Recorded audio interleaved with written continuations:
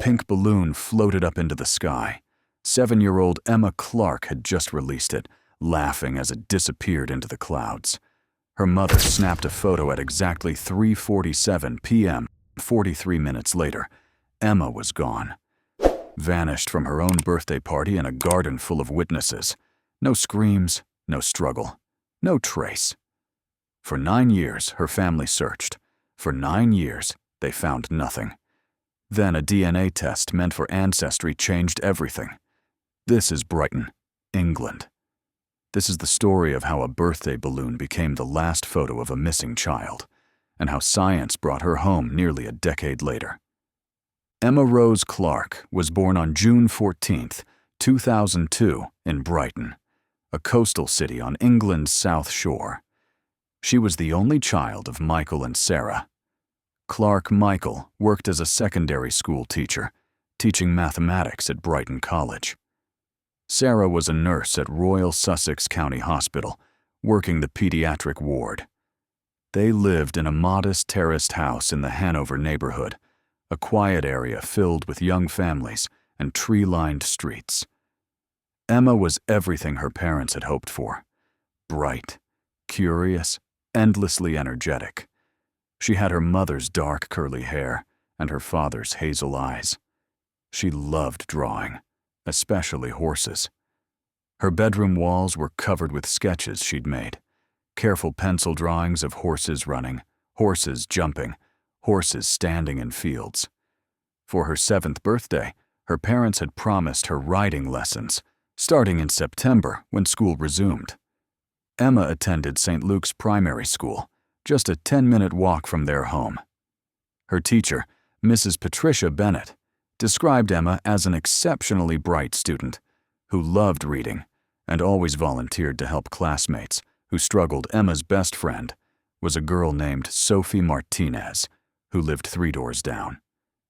They'd known each other since they were toddlers, inseparable at school, and on weekends, Sophie's mother, Carmen, often watched both girls after school when Sarah's nursing shifts ran late.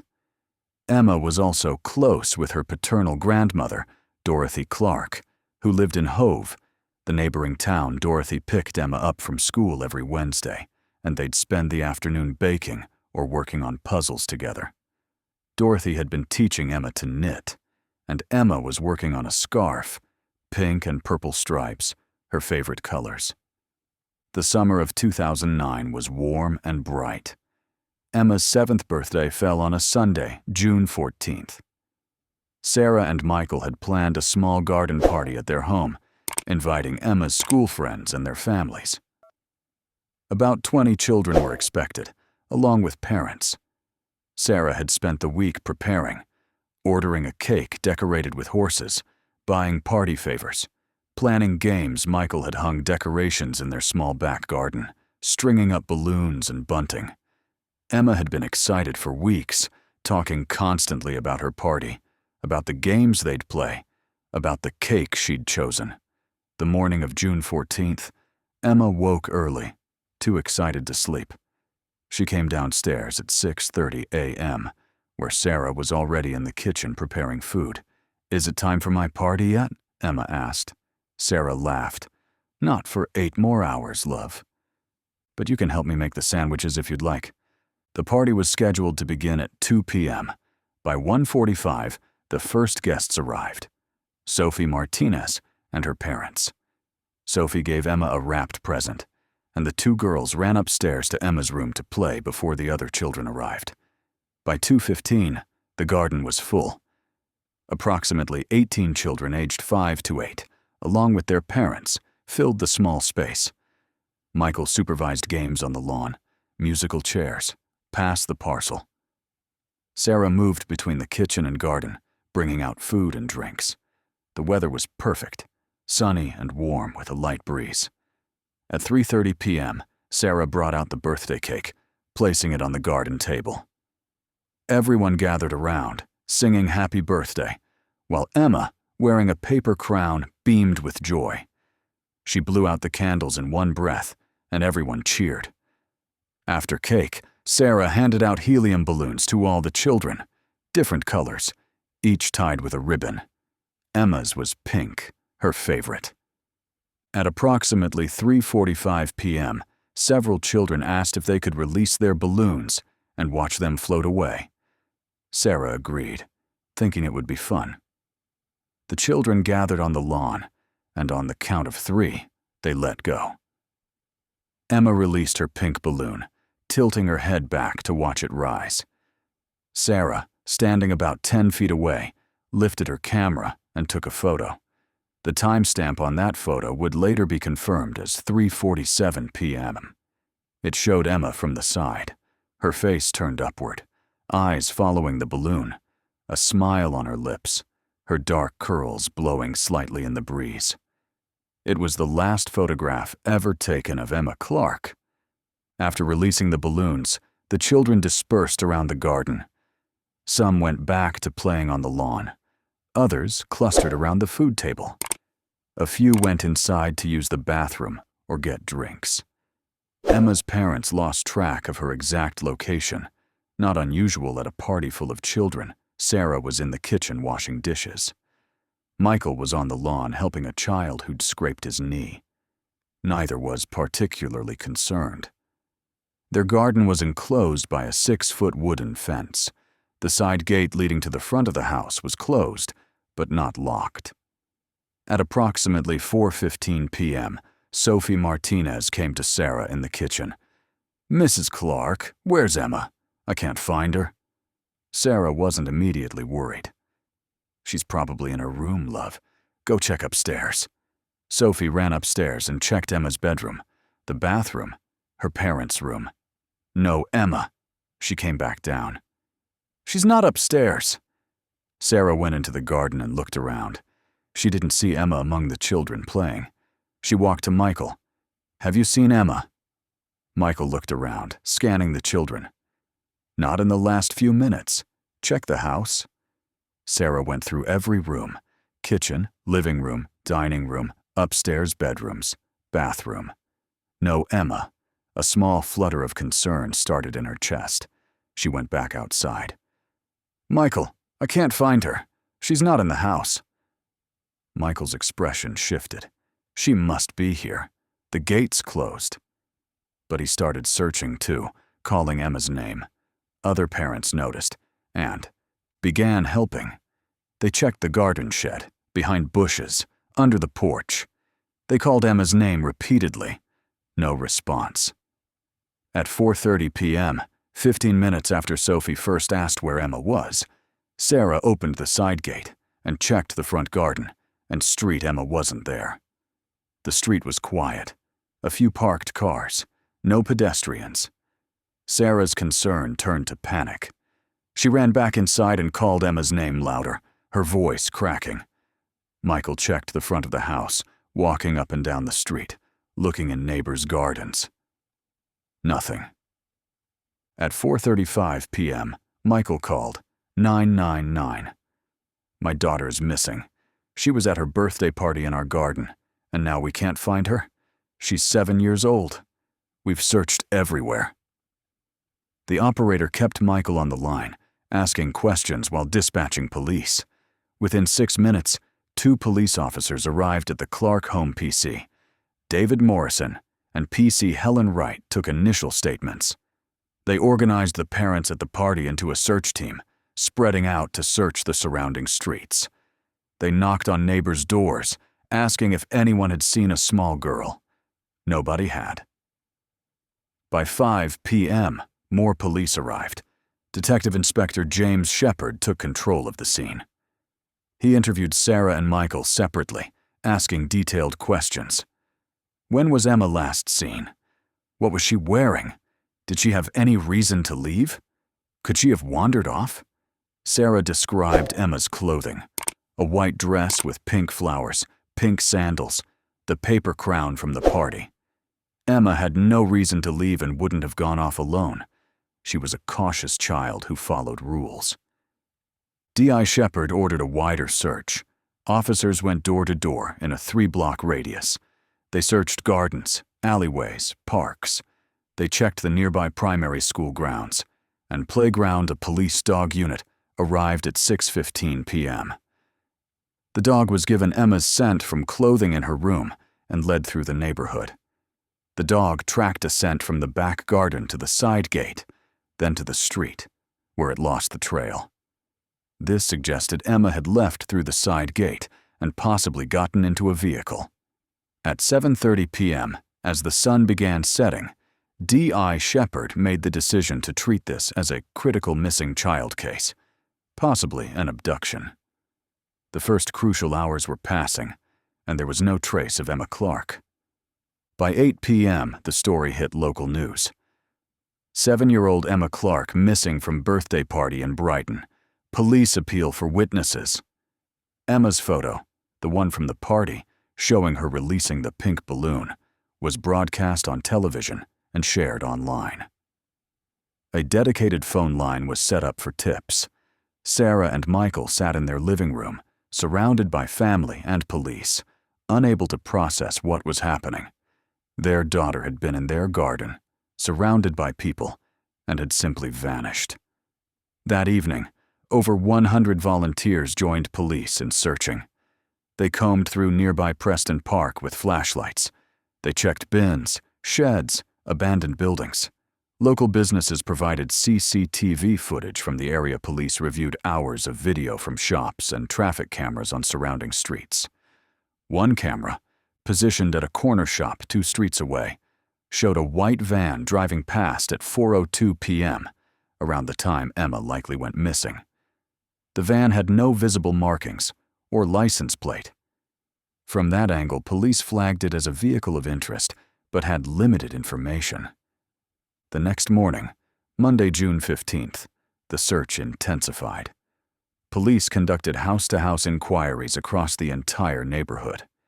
They interviewed everyone who'd been at the party.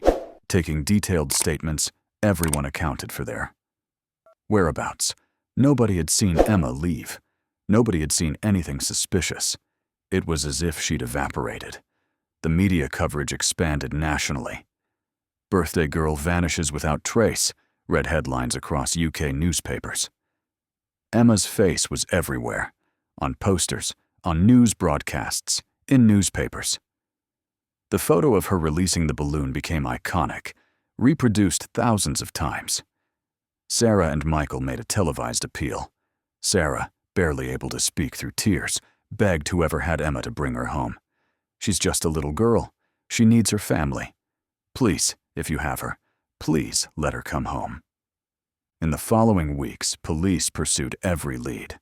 Tips flooded in, over 500 in the first week alone. Each was investigated. Reported sightings of Emma came from across the UK. Police tracked down each one. None were Emma. Known sex offenders in the area were interviewed, and alibis checked. All were cleared. The white van from CCTV was traced to a plumber who'd been working in the area that day. He was interviewed extensively, his van searched, his movements verified. He had nothing to do with Emma's disappearance. As days turned to weeks, hope began to fade. Search efforts continued, but with less intensity. The case remained open, but active leads dried up. Sarah took leave from her nursing job, unable to focus. Michael tried to return to teaching but struggled. They kept Emma's room exactly as she'd left it, her drawings still on the walls, her half-finished knitting project on her desk. By August 2009, 2 months after Emma vanished, the investigation had stalled. Police had conducted over 1,000 interviews, reviewed hundreds of hours of CCTV, searched countless locations. They had no suspects, no clear leads, no evidence of what happened. D.I. Shepherd believed Emma had been abducted, likely by someone who'd observed the party and taken advantage of the chaos and open side gate. But without witnesses or physical evidence, there was nothing to pursue. The case remained officially open, but effectively cold. The Clarkes joined support groups for families of missing children. They met other parents living the same nightmare, children who'd vanished without explanation, investigations that led nowhere, lives frozen in perpetual waiting. Sarah and Michael appeared regularly in media appeals, keeping Emma's case in public consciousness. Every birthday, every Christmas, every milestone Emma should have reached. They released statements and renewed appeals. But years passed with no answers. The file, hoping fresh eyes might spot something missed. Nothing emerged. The Clarks never moved house, maintaining the same address in case Emma somehow found her way home. Sarah returned to nursing part-time. Michael continued teaching. They functioned, but barely, living half lives defined by absence. Then, 2013 brought a development. A woman in Portsmouth, about 70 miles from Brighton, reported seeing a young girl who resembled Emma at a shopping center. Police investigated, reviewing CCTV from the center. They identified a girl matching the description, approximately 11 years old, with dark curly hair. She was with an adult woman, possibly her mother. Police traced them through loyalty card data from a shop they'd visited. The girl was named Lily Thompson, and DNA testing confirmed she was not Emma Clarke. It was another dead end, another crushing disappointment. By 2015, 6 years after Emma's disappearance, her case was featured on a BBC documentary about long-term missing children in the UK. The episode reviewed the facts, interviewed the Clarks, and appealed for new information. It generated renewed media attention, but no credible new leads. Emma would have been 13 years old. The Clarks tried to imagine what she'd look like. A teenager now? No longer the 7-year-old girl frozen in that balloon photo. Police created age progression images, showing how Emma might appear at 13, distributing them to media and missing persons organizations. But no sightings resulted. The case remained cold, seemingly unsolvable. Meanwhile, DNA technology and genealogical databases were advancing. Companies like 23 and Me and AncestryDNA were becoming popular, allowing people to explore their heritage through simple saliva tests. Millions of people worldwide were uploading their DNA to these databases, creating vast networks of genetic connections. This technology was beginning to be used in criminal investigations. Cold cases were being solved by matching crime scene DNA to relatives in genealogical databases. The concept was called genetic genealogy, and it was revolutionizing cold case work. But in 2015, it hadn't yet been widely applied to missing children cases that would change. In March 2018, nearly 9 years after Emma's disappearance, a breakthrough came from an unexpected source. A woman named Rebecca Morrison, living in Manchester, submitted her DNA to AncestryDNA, curious about her family background. Rebecca was 16 years old, living with her mother, Karen Morrison. Rebecca had always known she was adopted. Karen had told her. When she was young, Karen said she'd adopted Rebecca from a private adoption agency when Rebecca was 8 years old in 2010. Karen was a single mother, worked as an accountant, and seemed to love Rebecca deeply. Rebecca's adoption papers listed her birth name as Lily Morrison, born June 10, 2002, in Leeds. Rebecca had accepted this story without question, but recently she'd become curious about her biological background and convinced Karen to let her take a DNA test. Database. Most were distant relatives, third cousins, fourth cousins. But there was one match flagged as a close relative, predicted to be a parent or sibling. The match was to a woman named Dorothy Clarke, living in Hove, England. Rebecca was confused. According to her adoption story, she had no close biological relatives findable through DNA. She messaged Dorothy through the platform. "Hi, the system says we might be closely related. Do you have any information about biological relatives who might have given up a child for adoption?" Dorothy Clarke, now in her 70s, was stunned by this message. She had only one biological child, her son Michael Clarke. And Michael had only one child, Emma, who'd been missing since 2009. Dorothy's hands trembled as she replied, Can you tell me your birthday? And where you live?" Rebecca responded with her information, including that her adopted birthday was June 10th, 2002, but she'd been told this might not be accurate. Dorothy felt her heart racing.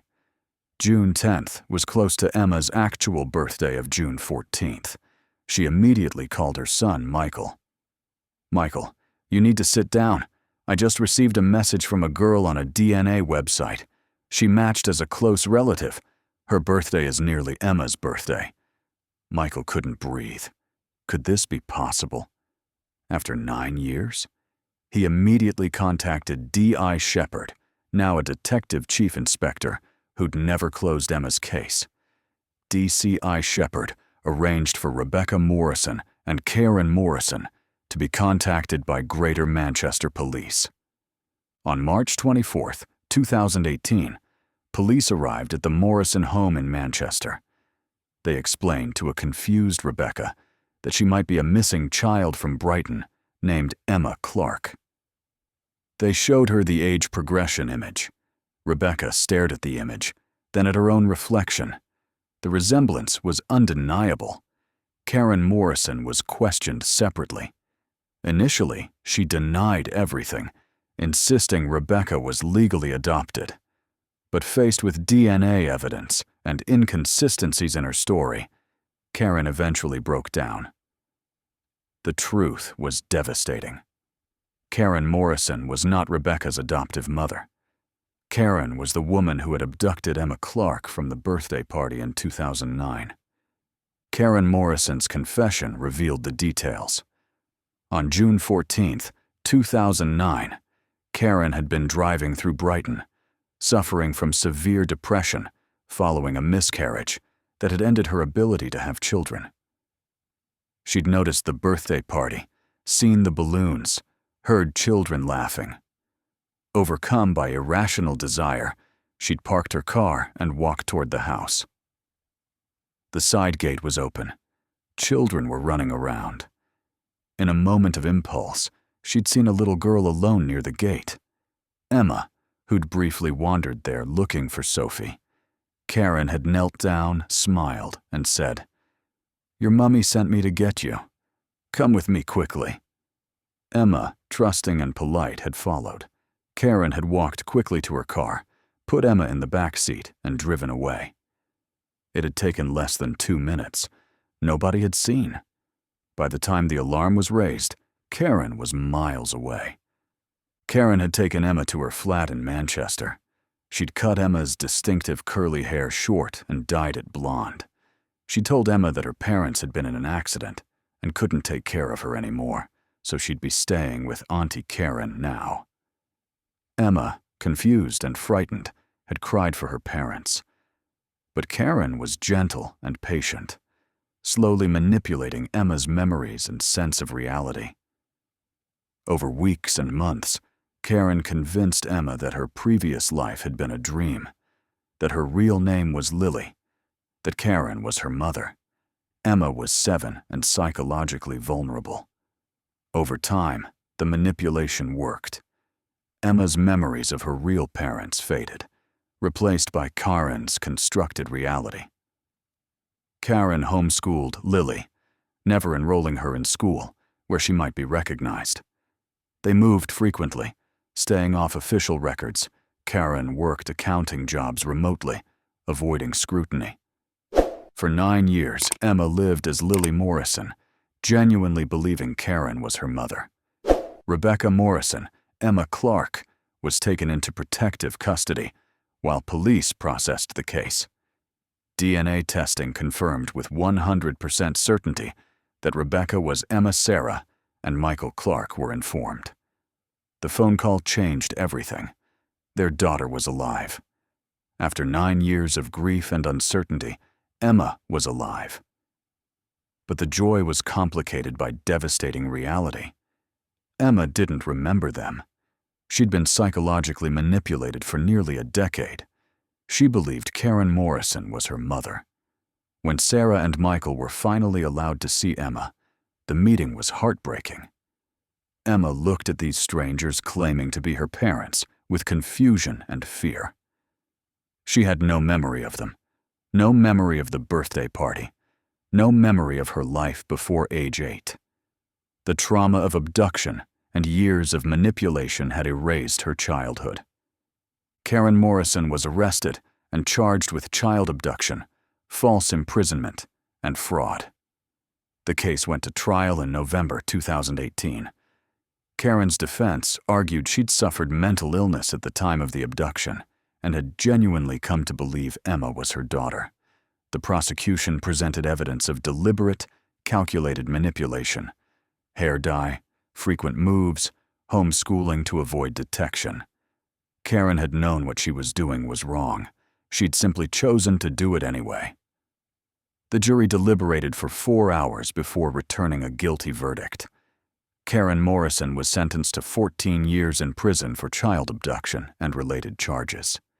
In sentencing, Judge Patricia Winters said, "You stole 9 years of this child's life. You stole 9 years from her parents. The psychological damage you've caused may never be fully repaired." The reunion process for Emma and her family was long and difficult. Emma underwent extensive therapy to process the truth, that her entire remembered life had been based on lies, that the woman she'd called Mum for 9 years was actually her abductor, that her real parents were these people she didn't recognize. It was traumatic and confusing. Sarah and Michael proceeded, carefully, working with psychologists specializing in recovered missing children. They didn't push Emma to remember or to immediately accept them. They let her process at her own pace. Slowly, over months, Emma began to reclaim fragments of memory. A smell would trigger something. A song would spark recognition. The sight of a pink balloon made her cry, though she couldn't say why. Her bedroom, preserved exactly as she'd left it 9 years earlier, felt strangely familiar. By 2019, Emma had legally reclaimed her name and was living with Sarah and Michael, though the relationship was still developing. She was 17 years old, catching up on missed education, working through trauma. She'd started writing lessons, the ones promised for her 7th birthday, and discovered she had natural talent and deep love for horses. The muscle memory was there, even if conscious memory wasn't. Sophie Martinez, her childhood best friend, had never moved away. Now 17, Sophie visited Emma regularly, sharing photos and stories from their early childhood, helping Emma reconnect with her past. Dorothy, Emma's grandmother, spent hours with Emma, gently showing her photo albums, telling stories, recreating the Wednesday afternoon baking sessions they'd once shared. The case received international media coverage. "Birthday girl found after 9 years," read headlines across the world. The story was remarkable, not just because Emma was found alive, but because of how she was found. Through consumer DNA technology, through a curious teenager wanting to learn about her ancestry. It demonstrated the power of genetic genealogy in solving missing persons cases. DCI Shepard, who'd never given up on finding Emma, was commended for keeping the case file active and for acting immediately when the DNA match emerged. He credited Dorothy Clarke for uploading her DNA to Ancestry websites years earlier, hoping it might somehow help find Emma. That decision had saved her granddaughter. Today, Emma Clarke is 22 years old. She's studying equine management at university, pursuing her childhood dream of working with horses. Her relationship with her parents is strong, though they all acknowledge it's different from what it would have been without the lost 9 years. Emma has forgiven them for the open gate, for the momentary loss of attention that allowed her abduction. They've forgiven themselves. Though it took years, Emma has chosen not to have contact with Karen Morrison, who remains in prison. Emma has stated publicly that she feels no connection to the woman who raised her under false pretenses, though she acknowledges the complexity of having loved someone who harmed her so profoundly. The Clarke family has become advocates for missing children and for the use of genetic genealogy in solving cases. Sarah Clarke works with the charity Missing People UK, supporting families going through what she experienced. Michael Clarke speaks at conferences about the psychological impact of child abduction on families. They've pushed for legislation requiring better tracking of homeschooled children to prevent abductors from hiding victims by keeping them out of school systems. Emma herself has spoken publicly, carefully, and rarely about her experience. She's described the strange grief of learning your life was a lie, of mourning a childhood you can't remember, of rebuilding identity from fragments. But she's also spoken about resilience, about the human capacity to heal, about gratitude for a second chance. The photo of 7-year-old Emma releasing a pink balloon remains one of the most recognizable images in UK missing children cases. It represents both the horror of how quickly a child can vanish and the hope that even years later they might come home. Emma keeps a framed copy in her university dorm room. She says it reminds her of who she was and who she's becoming. A survivor, a fighter, someone who got a second chance at life. The birthday party that ended in nightmare eventually led to reunion, though it took 9 years, and the accidental discovery through DNA technology. Emma's case has changed how missing children cases are investigated in the UK, with police now routinely encouraging families to upload DNA to genealogical databases in hopes of future matches. The story of Emma Clarke is ultimately about several things. It's about the fragility of safety and how quickly a normal day can become tragedy. It's about the endurance of hope through years of uncertainty. It's about advances in technology creating new possibilities for solving old cases. And it's about the resilience of the human spirit. A little girl who survived abduction and manipulation, who rebuilt her identity, who reclaimed her name and her life. Emma didn't get her childhood back.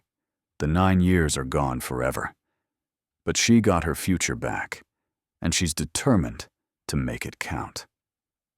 On June 14th each year, Emma's birthday, the Clarke family releases pink balloons in their garden, the same garden where Emma vanished, now a place of healing rather than trauma.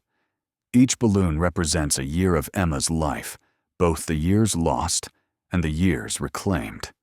They watch the balloons float upward, just as Emma did when she was 7, just as her mother captured in that final photograph before everything changed. But now Emma watches them rise with her parents beside her, her grandmother's hand in hers, her best friend Sophie standing close.